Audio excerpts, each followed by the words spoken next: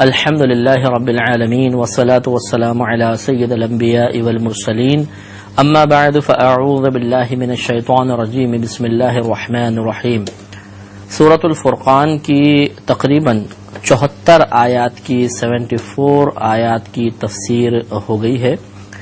ماقبل آیات میں اللہ تبارک و تعالی نے اپنے خاص بندوں کے اوصاف، ان کی خوبیاں اور ان کے چند افعال و اعمال کا تذکرہ فرمایا۔ یقینی سی بات ہے کہ اس تذکرہ فرمانے میں کوئی نہ کوئی حکمت پوشیدہ ہے، اور وہ حکمت اللہ ہی بہتر جانتا ہے کہ حقیقی حکمت کیا ہے، لیکن جب غور و تفکر کیا جائے تو ایک آسان سی بات ضرور سامنے آتی ہے کہ جب ہم کسی کے سامنے کسی دوسرے کے اچھے عمل کو بیان کرتے ہیں تو یا تو صرف اس کی تعریف کرنا، اس کی مدح کرنا مقصود ہوتا ہے، کبھی ایسا ہوتا ہے، اور کبھی ایسا ہوتا ہے کہ ہمیں ترغیب دینا مقصود ہوتا ہے۔ ہم سب کو بٹھا کے سمجھا رہے ہوتے ہیں، دیکھو وہ آدمی کتنا اچھا ہے، وہ سخی ہے، وہ یوں کرتا ہے، ایسا کرتا ہے، ایسا کرتا ہے، اور ہمارا قصد و ارادہ یہ ہوتا ہے کہ سامنے والے اس کو سنیں تو ان کے دل میں بھی عمل کا شوق، کسی خوبی کو اپنانے کا شوق اور جذبہ بیدار ہو جائے۔ تو اس میں دونوں چیزیں ہی کار فرما ہیں۔ ایک طرف تو اللہ تبارک و تعالیٰ اپنے مخصوص بندوں کی مدح فرما رہا ہے، ان کی تعریف کرنا مقصود ہے، دوسرا ہمارے لیے ترغیب کا سامان ہے کہ ہم بھی ان کو اختیار کریں۔ جن اعمال کو ذریعہ بنا کر،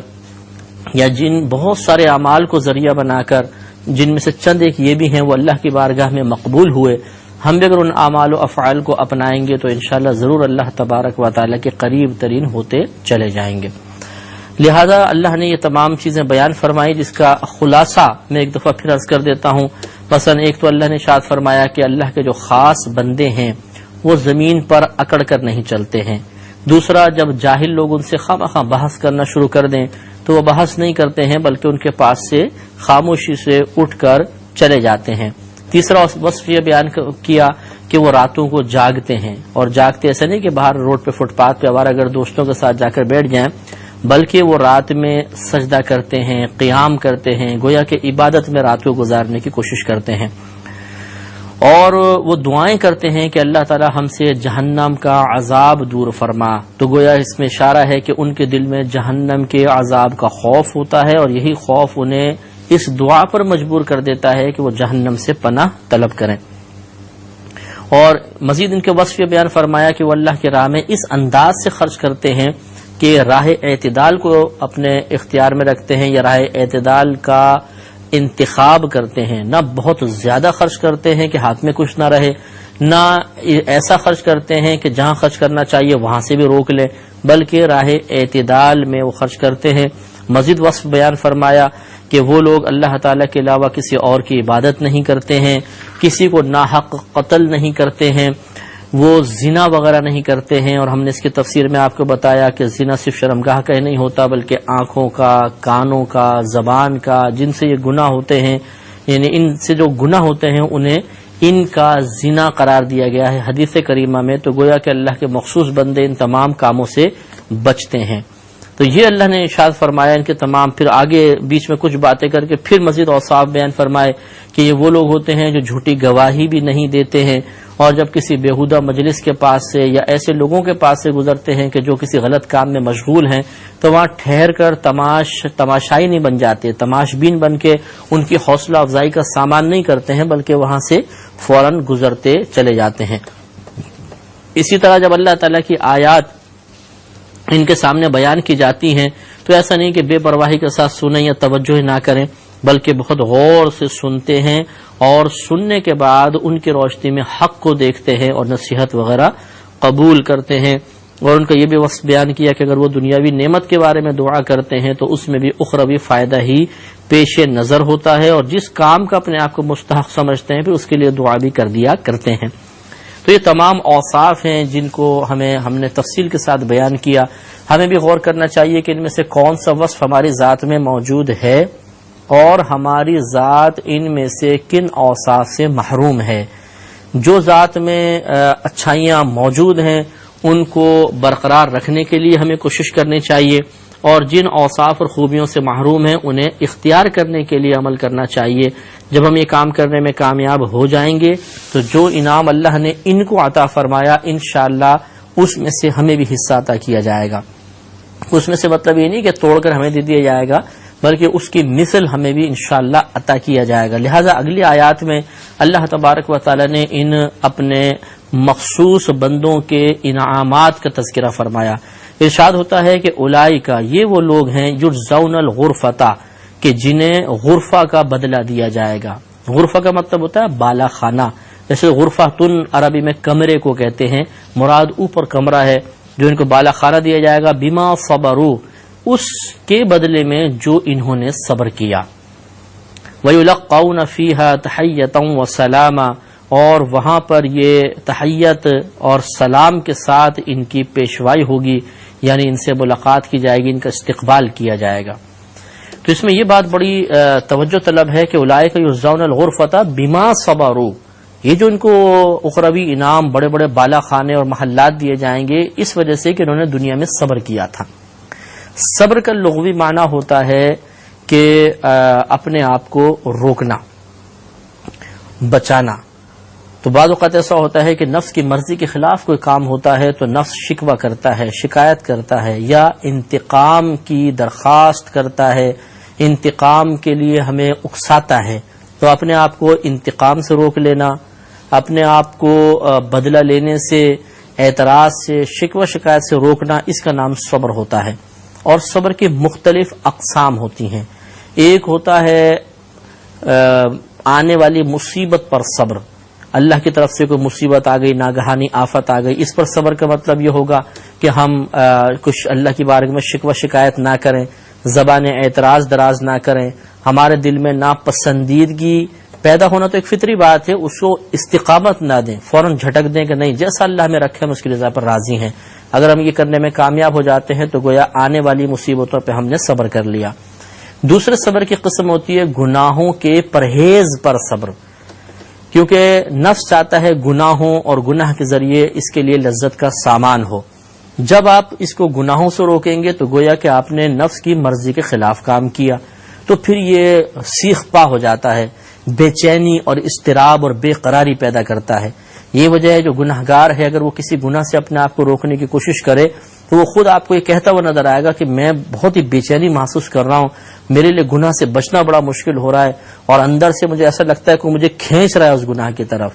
تو یہ اصل میں وہ نفس ہے جس کو ہم نے گناہ کر کر کے لذتوں کا اتنا عادی بنا دیا ہوتا ہے کہ اب جب ہم اس لذت سے اس کو روکنے کی کوشش کرتے ہیں تو یہ اپنی پوری قوت کو صرف کر دیتا ہے، جس کو ہم بے قراری، بے چینی، اضطراب، بے سکونی یا ٹینشن کا نام دیتے ہیں۔ اصل میں یہ نفس کر رہا ہوتا ہے۔ تو گناہوں سے پرہیز جب ہم کرنا شروع کرتے ہیں تو گویا کہ ہم نے نفس کی مرضی کے خلاف کام کیا،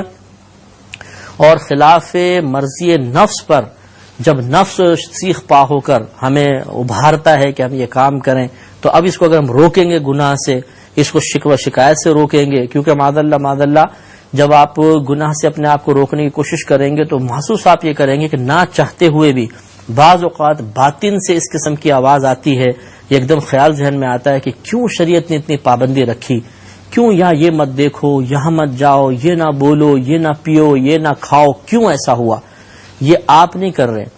یہ آپ کے نہ چاہتے ہوئے نفس آپ کو بہکا رہا ہے، یا شیطان آپ کے کان میں ڈالتا ہے اور ایک شکوہ بیدار کرنے کی کوشش کرتا ہے احکام شرعیہ سے متعلق، تاکہ ہم اللہ تعالیٰ کے ان احکام کے خلاف علم بغاوت اٹھائیں یا زبان اعتراض دراز کریں، کیونکہ جب ہم کیوں کہتے ہیں اللہ کے کسی حکم پر تو اس کا پھر انجام کفر ہی ہوتا ہے۔ یہ میں نہیں کہہ رہا ہوں کہ دل میں ایک خیال پیدا ہوا کہ کیوں ایسا ہوا تو ہم فوراً کافر ہو جائیں گے، ایسا نہیں ہوتا، لیکن ایک وقت ایسا آتا ہے کہ پھر انسان ان افعال و اعمال کو اپنے لیے، یعنی ان احکام کو اپنے لیے ایک بہت بڑی پابندی اور ایک قید محسوس کرنے لگ جاتا ہے، اور پھر وہ ایک دم باغی ہو جاتا ہے کہ یہ کیا ہے، یہ نہ کرو، وہ نہ کرو، ہم بس آزادی کے ساتھ کریں گے، ہم نہیں مانتے ان چیزوں کو معاذ اللہ۔ تو یہ وہی ایک جو پمپ کیا جا رہا تھا ہمیں اندر سے، نفس و شیطان ہمیں بہکا رہا تھا، اس کا لاوا ابل کے باہر آتا ہے، اور گویا کہ ہم گناہوں سے پرہیز پر صبر نہ کر سکے، اور یہ اس طرح پھر بعض اوقات کفر سرزد ہو جاتا ہے۔ لہذا گناہوں سے پرہیز پر صبر یہ بہت مشکل ہے، اس کا ثواب بہت زیادہ ہے۔ تیسرا جو قسم ہوتی ہے تیسری جو قسم ہے صبر کی، وہ ہے عبادات پر صبر۔ عبادات پر صبر کا مطلب ہے کہ نفس جو ہے یہ کبھی بھی عبادت کو پسند نہیں کرتا، چاہے وہ جسمانی ہو چاہے مالی ہو چاہے جسم اور مال کا مجموعہ ہو. جسمانی جیسے نماز اور روزہ، مالی جیسے زکوٰۃ خرچ کرنا، قربانی، اور چاہے ان دونوں کا مجموعہ ہو جیسے حج اور عمرہ. تو نفس نہیں چاہتا یہ کام کرنا. آپ بدنی عبادت کرنے لگیں گے آپ کو نماز سے روکے گا، آپ روزہ رکھنے کی کوشش کریں گے تو نفس پہ قہر ہوتا ہے، آپ کو روزے سے روکے گا. آپ پیسہ خرچ کرنا چاہیں گے تو یہ کہے گا نہیں تم تنگ دست ہو جاؤ گے، اتنا پیسہ زکوٰۃ میں نکال رہو، روک کر رکھو، نہیں دو، ہو سکتا ہے کل تم تنگ دست ہو جاؤ. تو نفس اس مالی عبادت کو بھی پسند نہیں کرتا. اور پھر حج یا عمرہ جو ہے اس میں روکتا ہے 1 لاکھ، پتہ نہیں آج کل تو شاید 1 لاکھ اور پتہ نہیں 83-80 ہزار حج میں لگ رہے ہیں. تو اب اتنا زیادہ پیسہ بظاہر، تو اس سے نفس روکنے کی کوشش کرتا ہے اور ڈراتا ہے کہ اتنے پیسہ خرچ کرو گے، اگر 2-3 آدمی جائیں گے گھر کے تو اتنا زیادہ پیسہ لگ جائے گا. یا اگر پھر آپ مانتے ہی نہیں ہیں کہ نہیں ہمیں تو جانا ہے، آپ جانے لگتے ہیں، تو پھر یہی نفس و شیطان نیت میں بگاڑ پیدا کرتے ہیں کہ چلو چلتے ہیں، اچھا لوگ حاجی کہیں گے، پورے خاندان میں واہ واہ ہو جائے گی، بڑی عزت بنے گی، لوگ ہار ڈالیں گے، پھر ہمارے خاندان میں ہماری ویلیو بڑھ جائے گی. تو پھر اخلاص کم کرنے کی کوشش کرتے ہیں. غرض یہ کہ عبادات پر بھی صبر ہوتا ہے، کیونکہ عبادت کا ارتکاب بھی نفس کی مرضی کے خلاف ایک کام ہے. اس پر بھی پھر نفس بعض اوقات شکوے کرتا ہے، یار یہ نماز کیوں اللہ نے فرض کر دی؟ آپ ساری رات بڑی نائٹ آپ نے لگائی، تھکے ہارے لیٹے، تو تھوڑی دیر بعد یہ اذان فجر ہو گئی. اب مؤذن کہہ رہے ہیں حی علی الصلاۃ حی علی الفلاح، آؤ نماز کی طرف، آؤ بھلائی کی طرف، الصلاۃ خیر من النوم، نماز نیند سے بہتر ہے. تو اس وقت انسان کا اٹھنا بڑا مشکل ہوتا ہے. تو پھر یہ نفس کہتا ہے کہ یار معاذ اللہ ہمارے اس حالت کے اوپر یہ کامیاب وار کرتا ہے، حالت کو بنیاد بنا کر، اور ہم کہتے ہیں کہ اللہ نے کیوں یہ فجر کی نماز ہم پہ لازم کر دی؟ اگر تھوڑا لیٹ ہوتا تو کیا تھا، 9-10 بجے رکھ دیتا نماز، آرام سے اٹھ کے پڑھ لیتے. اب اس ٹائم جب نیند کا غلبہ ہے، تھکن سے چور چور ہیں، اٹھ کے اللہ کی بارگاہ میں حاضر ہوں. تو یہی جو مطلب شکوہ، شکایت، مزاحمت، اس کو آپ روکیں گے اور روک کے اپنے آپ کو اٹھا کر نہ مصلی تک پہنچا دیں گے، مسجد تک پہنچا دیں گے، تو گویا کہ عبادت پہ صبر کیا. تو اسی طرح مختلف عبادات کے ارتکاب پر نفس شکوے کرتا ہے، شکایتیں کرتا ہے، زبان اعتراض دراز کرتا ہے. حکیم باری تعالی اللہ تعالی جو سب سے بڑا حکمت رکھنے والا ہے، اس کی حکمتوں کو معمولی کر کے پیش کرتا ہے تاکہ ہم یہ کہیں گے اس میں کیا فائدہ ہوا، اس کو کیوں ایسے لازم کر دیا. اب یہ کیوں ہمیں کیا پتا، وہ تو اللہ تبارک و تعالی ہے جس نے یہ کیوں کے لیے جو عقل ہمارے ذہن، جو ہمارا ذہن کام کر رہا ہے، جو کیوں کے سوالات بیدار ہو رہے ہیں، یہ ذہن بھی اسی رب کا عطا کردہ ہے. بہرحال تو اب عبادات پر صبر کا مطلب ہوتا ہے انہیں استقامت سے ادا کرنا، اور جو ان کی ادائیگی کی راہ میں رکاوٹ بننے والی باطنی مزاحمت ہے اسے کچل دینا، یہ ہے عبادات پر صبر. تو اللہ نے ارشاد فرمایا کہ اولئک یجزون الغرفۃ بما صبروا، یہ وہ لوگ ہیں کہ انہیں بدلہ دیا جائے گا بالا خانوں کا، اوپر بڑے بڑے مکانوں کا، اس سبب سے جو انہوں نے صبر کیا. تو اس صبر کے تمام اقسام کو شامل ہے. یہ جو اللہ کے نیک بندے ہیں یہ عبادات پر بھی صبر کرتے ہیں، یہ گناہوں سے پرہیز پر صبر کرتے ہیں، یہ اللہ کی طرف سے آنے والی ناگہانی آفات اور مصیبتوں پہ صبر کرتے ہیں. ان سب کا بدلہ اللہ تعالیٰ نے خود قرآن میں صراحتاً بیان فرمایا کہ ان کو جنت میں داخلہ ملے گا، اور وہاں پر ان کا استقبال کیا جائے گا، ان کو فرشتے سلام کریں گے، ان کو خوش آمدید کہا جائے گا، اور ان کو استقبال کر کے جنت میں لے جایا جائے گا. تو اس وقت پھر ہمیں اندازہ ہوگا کہ آج جو ہم نے صبر کیا تھا یقیناً اس کی تکلیف بہت زیادہ ہے. آج گناہ سے بچنا بہت مشکل ہے، نیکیوں پہ استقامت، عبادات پہ استقامت بہت مشکل ہے، آنے والی مصیبتوں پر صبر و تحمل کرنا بہت مشکل کام ہے. لیکن جب اس کا انعام اگر ہم دیکھیں تو بہت ہی بڑا ہے. تو اس لیے کسی بزرگ کا یہ مقولہ بڑا پیارا ہے. وہ ارشاد فرماتے ہیں کہ کبھی کسی گناہ کی لذت کی وجہ سے گناہ مت کرنا، اس لیے کہ لذت ختم ہو جائے گی لیکن گناہ تمہارے نام اعمال میں باقی رہے گا. اور کسی نیکی کی مشقت کی بنا پر نیکی کو چھوڑنا نہیں، اس لیے کہ مشقت ختم ہو جائے گی لیکن وہ نیکی تمہارے نام اعمال میں باقی رہے گی. اس لیے ہمیں بھی غور کرنا چاہیے کہ آج اپنے آپ کو آزادانہ اگر ہم زندگی گزارنے کا عادی بنا دیں گے، احکام شرعیہ کو ہم معمولی سمجھ کر چھوڑیں گے اور اب ہر چیزوں سے مزہ حاصل کرنے کی کوشش کریں گے چاہے شریعت نے ہمیں اس کی اجازت دی ہو یا نہ دی ہو، تو پھر ہو سکتا ہے کہ ہم ان انعامات سے محروم رہ جائیں. اور اس وقت جس وقت یہ انعامات مل رہے ہوں گے اس وقت یہ زندگی کے جو سال ہیں 20 سال 25 30 50 60 سال یہ بالکل معمولی نظر آئیں گے. بالکل معمولی. جیسے آج آپ غور کر لیں، میں اکثر یہ عرض کرتا ہوں، کسی کے عمر 30 سال ہے، 40 سال، 50 سال، 60 سال، آپ سابقہ زندگی کو آپ دیکھیے. اگر آپ ابھی 60 سال ہیں تو آپ کی زندگی کے سابقہ جو 60 سال ہیں وہ آپ کو بہت چھوٹے سے نظر آئیں گے، اگرچہ طوالت بہت زیادہ ہے. لیکن ابھی جب آپ سوچیں گے تو 60 سال زندگی کا خلاصہ نکال کے آپ بتا سکتے ہیں. ایسا تو نہیں کہ ایک ایک دن کی مکمل کیفیات آپ کو یاد ہوں، اس دن کی پوری تکلیفات، پوری خوشیوں کے جو لمحات تھے، ان کے جو اثرات آپ کی طبیعت پر مرتب ہوئے تھے، وہ کیفیت آج بھی آپ تازہ کرنے میں کامیاب ہو جائیں. نہیں، بھول جاتا ہے انسان سب کچھ. تو 60 سال کا عرصہ گزر گیا تو اس کی تمام چیزیں بھی تقریباً انسان بھول جاتا ہے. ایسے جب میدان معاشر میں پہنچیں گے سب کچھ ختم ہو جائے گا، بالکل معمولی سا لگے گا. تو جو اور حقیقتاً ہے بھی معمولی سا، کیونکہ آخرت تو ہمیشہ کی ہے، اس کے مقابلے میں زندگی بہت تھوڑی سی ہے. تو اس لیے آج اگر ہم صبر کر لیں گے، آج عبادات پر استقامت حاصل کر لیں، آج گناہوں سے پرہیز پر صبر حاصل کر لیں، آج آنے والی ناگہانی آفات پر صبر حاصل کر لیں گے تو کل انشاءاللہ راحت ہی راحت ہے. اور آج اگر ہم نے وقتی مزوں کو دیکھ کر اور بڑے بڑے انعامات کو فراموش کر دیا تو یہ بہت ہی بڑی نادانی کی بات ہے. بالکل اس کو یوں سمجھ لیجئے کہ جیسے ایک سونے کی ڈلی ہو جس پہ کچھ مٹی پڑی ہو، وہ رکھ دی جائے ایک پلڑے میں، اور دوسرے میں ایک شیشہ ہو جو خوب چمکا کر آپ رکھ دیا جائے، جو وہ لائٹیں مار رہا ہو، چمک رہا ہو. مثلا ایک ڈیکوریشن پیس ہے، بہت زبردست خوبصورت ہے، اور آپ سے کہا جائے ان میں سے جو آپ اختیار کرنا چاہیں کر لیں،